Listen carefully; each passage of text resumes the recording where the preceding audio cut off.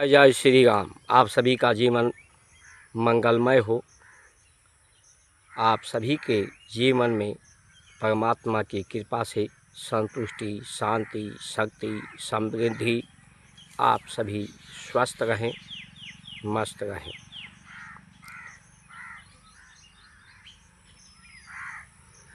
कस्तूरी मृग कुंडल बसे, मृग ढूढ़े बन माहि। हरि सबके हर एक के अंदर बसें, दुनिया ढूढ़े जग माहि। जिस तरह से कस्तूरी जो सुगंधित वस्तु है वो मृग के कुंडल में गले में रहता है, उस सुगंध के लिए वो वन में ढूंढता है, वन में दौड़ता है और दौड़ने से उसकी आयु क्षमता कम होती है। उसी तरह से वो परम पिता सबके हर एक के अंदर विद्यमान है, लेकिन दुनिया उसे बाहर ढूंढती है। बाहर नहीं, वो अंदर ही मिलेगा। आप सभी उस परमात्मा के ही स्मरण रहे सभी को कि सब उस परम पिता, इस धरती माता, प्रकृति माता पिता, पूर्वजों के हम अंश हैं। हम सब एक समान हैं। हर सृष्टि उसकी बनाई हुई संरचना वो सुंदर है तो उसकी अनुपम ये जिसकी उपमा नहीं दी जा सकती, इतना सुंदर है। हर रचना उसकी, संरचना उसकी महान है, श्रेष्ठ है। वही असीम से अनंत से सीमित हुआ है, अंड के रूप में, पिंड के रूप में।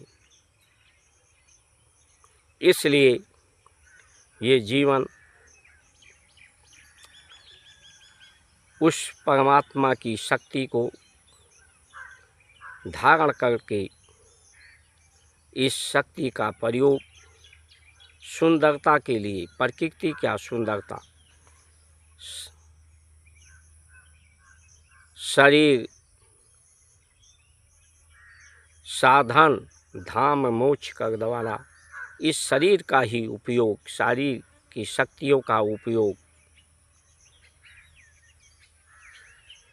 बुराइयों को, कमियों को, दोष को दूर करके सबको शुद्ध पावन बनाने के लिए है। तप के द्वारा पावन से ही शक्ति प्राप्त होती है, शुद्धता प्राप्त होती है, शांति प्राप्त होती है, शांति से संतुष्टि प्राप्त होती है। ये जीवन का कर्म, कर्म अधीन विश्व राखा, जो जस कर्म करे तस फल चाखा। ये कर्म सत्मार्ग के लिए है, सत्कर्म के लिए है। सत्य यही है कि सब शक्तिमान हो, सब में शांति हो, सब में संतुष्टि हो। पाप कमज़ोर होना ही सबसे बड़ा पाप है।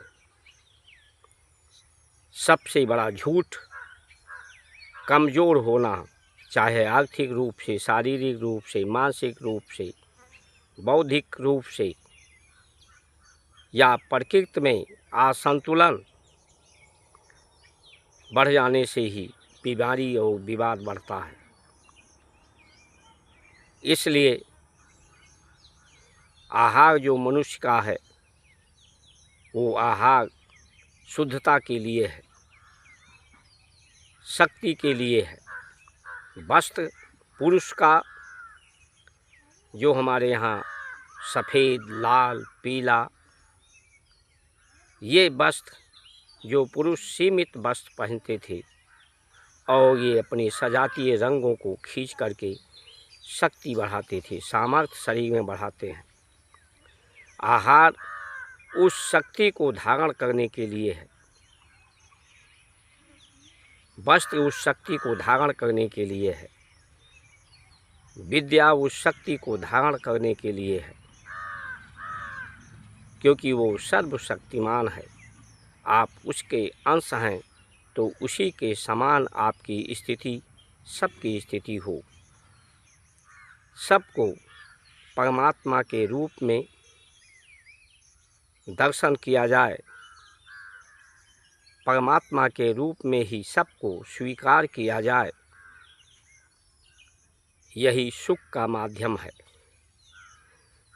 सत्ता गुरु के मार्गदर्शन में हो, सत्य के संरक्षण में हो, सद्मार्ग के लिए हो। लेकिन जब सत्ता भटक जाती है, गुरुओं के वचनों का अनादर करती है, ऐसी उपेक्षा रखती है कि गुरु भी उसकी कमियों को उजागर न करें, कमियों को उसमें सुनने की क्षमता नहीं रहती, जो कमियों को उजागर करता है उसको प्रताड़ित करने का सत्ता काम करती है और स्वयं सत्य मार्ग से भटक करके भारत को के वासियों को सतमार्ग से भटकाने का काम करती है। शरीर के परिश्रम से जीवन उपयोगी वस्तुएं उत्पादित की जाएं, जिससे आत्मनिर्भरता बढ़ती है। लेकिन आज भारत की उत्पादन, जीवन उपयोगी वस्तुओं का उत्पादन घट रहा है।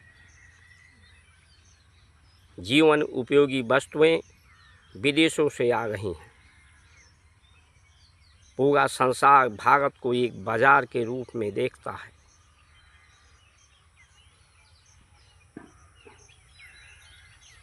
ये प्रशासनिक तंत्र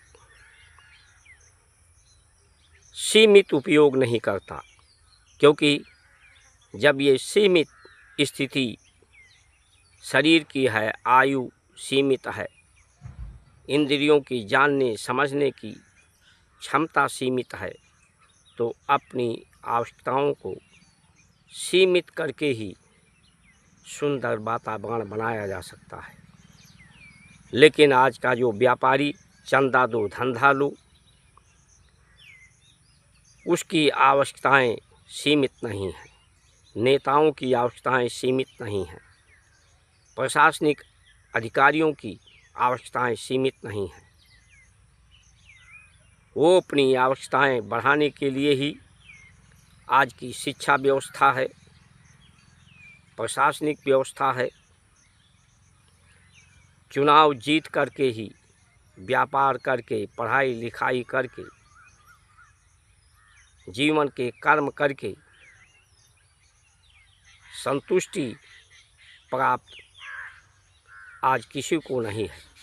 किसी भी नेता को, किसी भी बड़े व्यापारी को, तो फिर इस जीवन का लाभ क्या है? ये जीवन की हानि है। और जब जब धर्म की हानि होती है, कर्मों के द्वारा सत्य का दर्शन, परमात्म दर्शन नहीं होता, सब में संतुलन, आर्थिक संतुलन, प्राण गति का शरीर के अंदर की संतुलन, आर्थिक संतुलन बिगड़ता है। क्योंकि मनुष्य के श्रम का जब प्रयोग होता है तो शुद्धता होती है। मशीनियों के आज लोग कहते हैं कि मुझे कोई काम ना से करना पड़े, सब काम मशीन ही कर दे। मशीनरियों के उपयोग से जो मशीनरियाँ का ईंधन ऊर्जा है उसका उपयोग होता है, तो शक्ति का हानि होता है। क्योंकि शक्ति शांति और शुद्धता से आती है और मशीनरियों के प्रयोग से शांति विखंडित होती है और शुद्धता अशुद्ध होती है, प्रदूषित होती है। जय श्री राम।